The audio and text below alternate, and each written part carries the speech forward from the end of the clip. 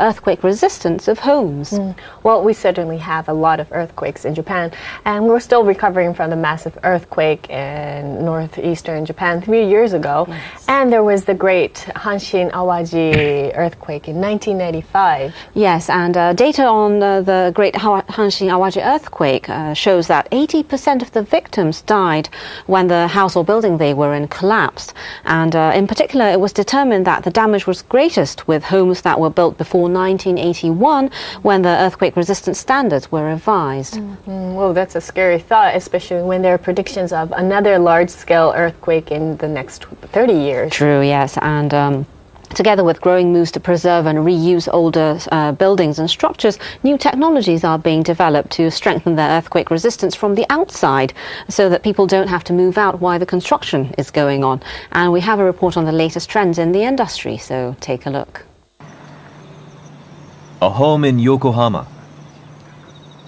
Will reinforce that wall. What about there?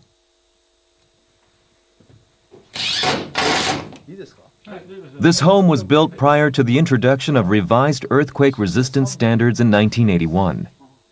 Considered to be structurally weak and likely to collapse in a major tremor, it is being renovated to strengthen its earthquake resistance.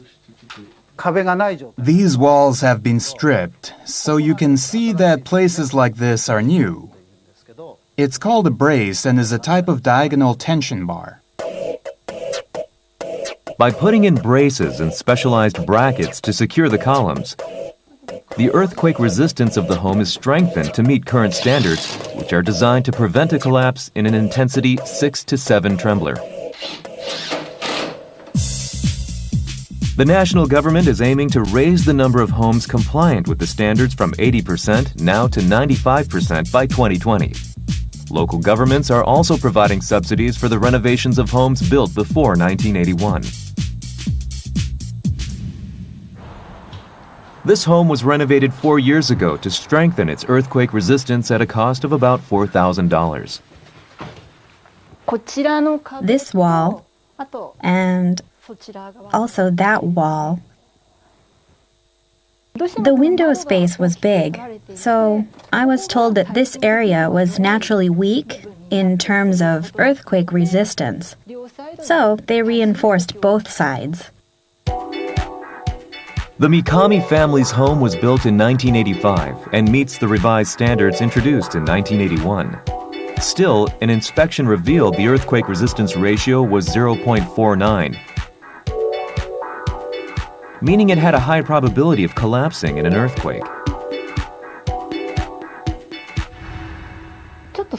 That was a bit shocking for me. Why was the earthquake resistance level so low? A group that carries out such inspections explains. After 1981, the government issued a new Building Standards Act in 2000. Many homes were constructed based on the older requirements. While not all, many of them fall short of the earthquake resistance level that's considered safe now.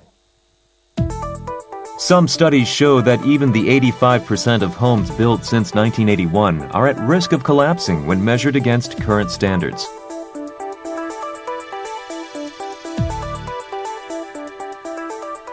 In 2000, the government revised the building code in response to the Great Hanshin Awaji earthquake.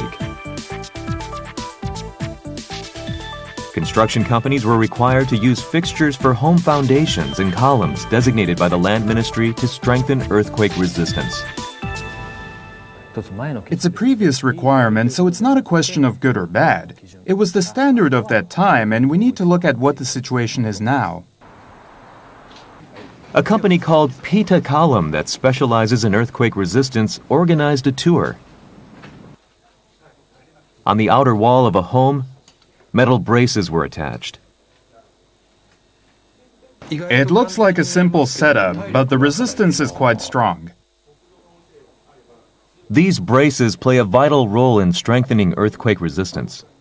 The steel braces protect the structure from strong tremors. By ensuring that this section doesn't come off even when subjected to strong pressure, the reinforcement effect is maximized. That's the main point. The braces are firmly fixed to the foundation and columns using specialized metal parts. They are designed to stay in place even during a violent earthquake.